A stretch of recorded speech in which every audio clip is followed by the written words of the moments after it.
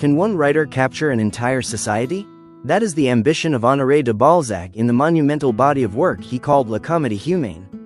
Between 1829 and 1850, Balzac wrote more than 90 novels and short stories, which he organized into a single vast structure. His objective was not merely to tell compelling stories, but to construct a complete portrait of French society after the Revolution and the fall of Napoleon, during the Restoration and the July Monarchy. He wanted to compete, as he famously said, with the civil registry itself. In La Comédie Humaine, characters reappear across different novels. A young law student introduced in one book may later resurface as a powerful politician. A secondary figure in a provincial drama might become central in a Parisian intrigue. This recurring character system creates something unprecedented in literature at the time. Not isolated narratives, but a living social organism. Balzac divided the project into three broad categories. The studies of manners explore private life, provincial life, Parisian life, political, military, and rural life. The philosophical studies investigate deeper forces such as desire, will, ambition, and vital energy. The analytical studies examine the structural principles governing society itself.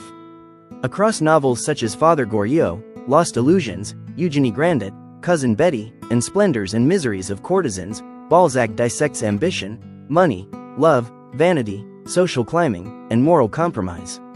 He portrays the rise of the bourgeoisie, the decline of the aristocracy, and the ruthless efficiency of financial and media systems. Paris becomes a battlefield of aspirations. His city is not a backdrop, it is an active force. Neighborhoods carry social meaning, interiors reveal status, furniture, clothing, gestures, and even wallpaper become indicators of class position and psychological tension. Nothing in Balzac is merely decorative.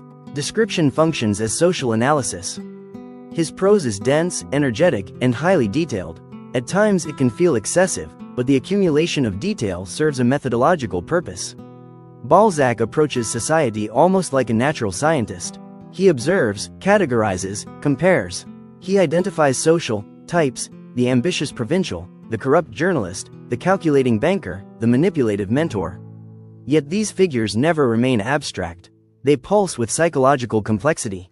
Characters such as Rastignac or Lucien de Rubempré embody dilemmas that remain strikingly modern. Should one adapt to the rules of a competitive system, or resist it?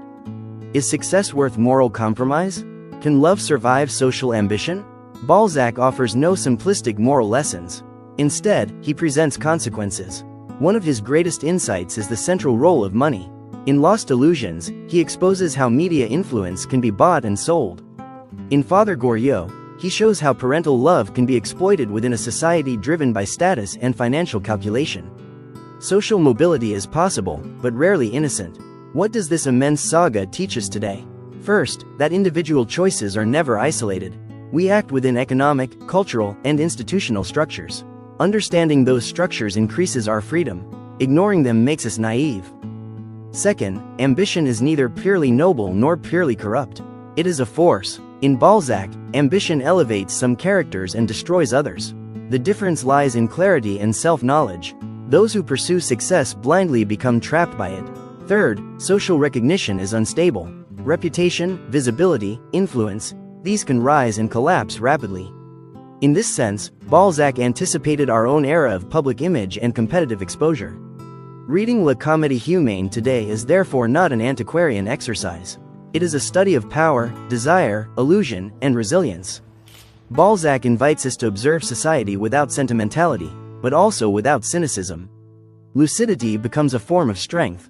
To live well, in Balzac's universe, is not to reject society nor to surrender entirely to it. It is to understand the game being played, measure its costs, and decide consciously what one is willing to sacrifice, and what one refuses to lose. More than 90 works, hundreds of characters, thousands of pages, yet one unified vision. Human desire moving through structures of power. And the question remains open for us.